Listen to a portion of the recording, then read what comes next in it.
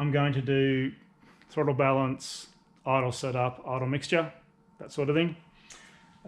We have the vacuum gauges hooked into the ports on the right hand side of the bike.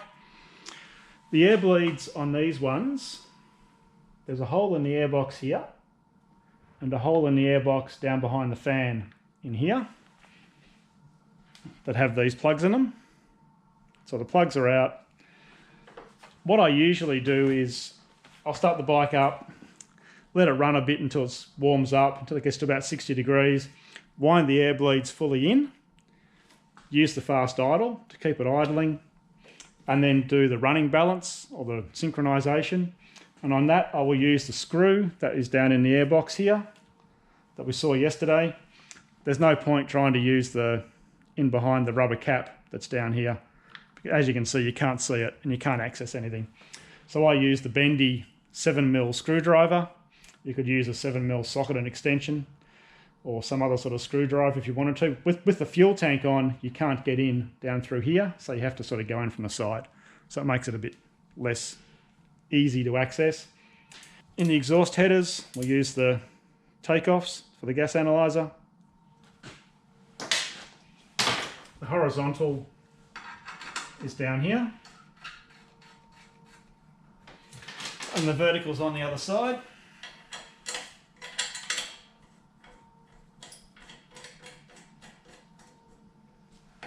Over there. So I'm going to start it, run it until it's got some heat into it, wind the air bleeds in.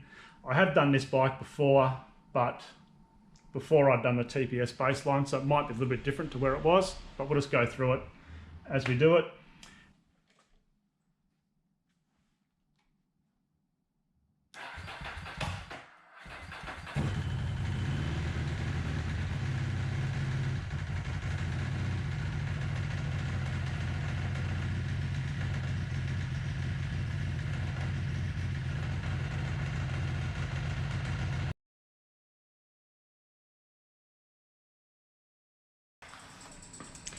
So now it's up to about 70 degrees, 68 on the dash, but both sides of the radiator are hot, so the thermostat's open.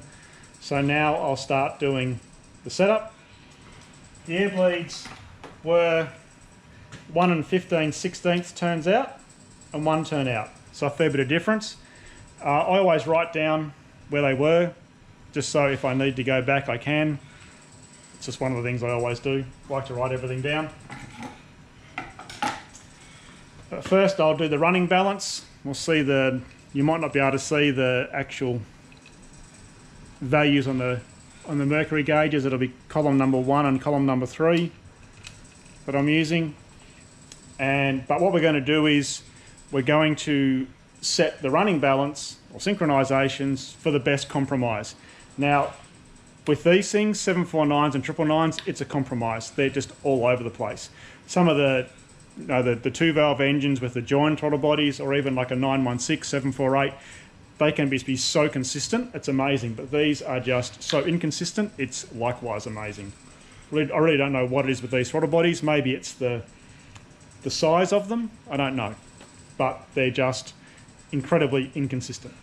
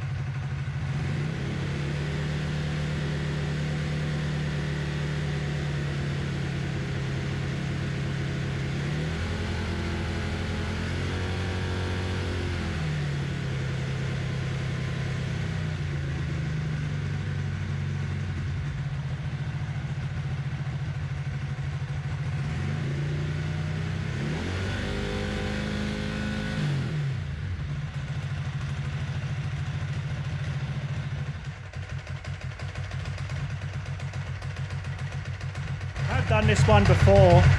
It's really bad at idle. I don't know why, just the way it is. And that will get balanced up probably in the air bleed settings to some extent.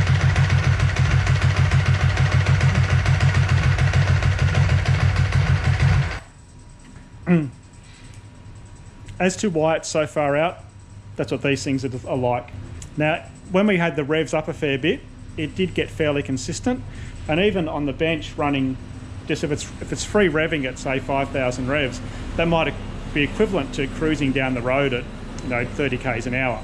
So the really low throttle stuff isn't as important, but I try and get it when the revs are high as you sort of happy to go on the bench, and see what it's like at that.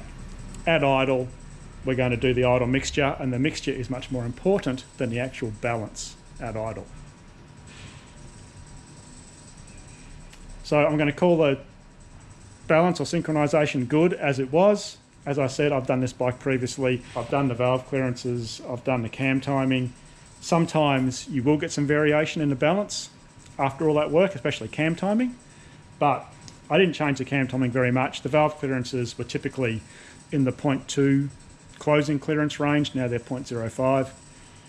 So it should idle a bit nicer, but in real terms, that's not going to change the running balance as much, but it may impact the idle balance.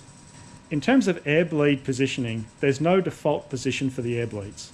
You wind them out until it idles, and then you adjust the idle mixture. And if that changes the idle speed, then you adjust the air bleeds to make the idle speed back where you want it again, and then you adjust the idle mixture again. People often ask us, and people get really fixated on it, but there just isn't a default position for air bleeds. On bikes that have an idle control valve, like S2R, 1000, all the Multistratas, the Sport Classic series, the 1098s, and sort of everything after, all had idle control valves pretty much. 696 and 659 Monsters didn't. If a bike has an idle control valve, then the default position for the air bleeds is all the way in. And then on a bike that has an open loop ECU where you can adjust the idle mixture, you then adjust one of the air bleeds out to lean that cylinder off to make the mixture the same as the other cylinder. To start with, I would probably go a turn, see what happens, and then once we start getting into the actual idle mixture setting, I will adjust based on the idle mixture, and I won't pay any attention to the vacuum at all.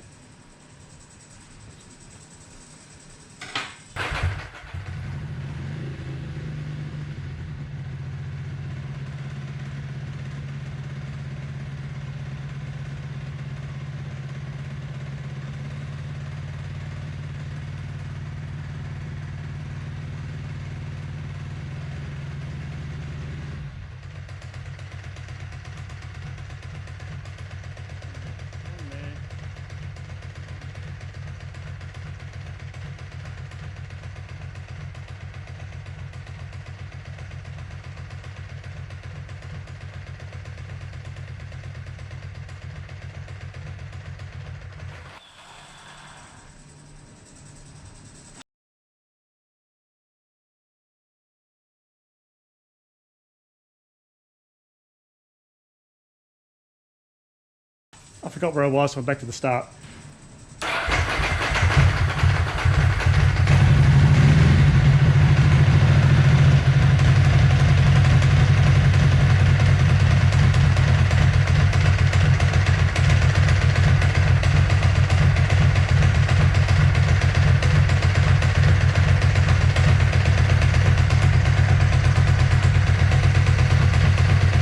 We'll try a turn and a half because it won't idle. Could either go both these the same, a turn and a half, or we could try balancing it up. So maybe we'll try balancing it up. To probably end up back where they were.